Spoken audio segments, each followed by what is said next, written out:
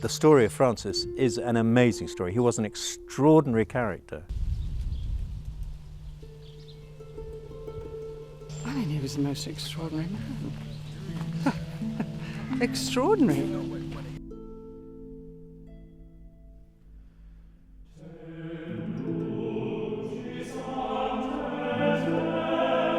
An extraordinary story and an extraordinary guy, and in the most amazing place. The film is multi-layered. It has the story of Francis in modern costume. It also has a Franciscan community which is living here, living out the principles that Francis espoused during his lifetime. Curiously, Francis, although he lived over 800 years ago, is very relevant to a modern audience. He speaks to us today on many, many levels. He speaks to us over sustainability. Climate change is a reality. We need to be very, very aware of what damage is being done to God's creation. Living simply. We want to be quite sort of unself-conscious about the life as well. We don't want to sort of promote this or promote this place or promote anything really. We just want to do it.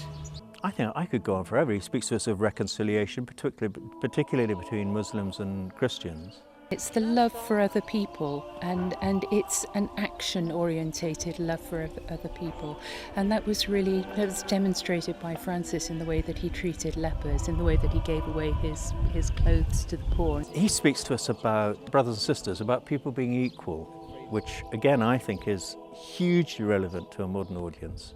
It's got actors coming in and people who know, if you like, know what they're doing, but it's got the community there. It's got people like me who are part of the wider community involved. So it's, to some extent, the making of the film is speaking about the message of the film.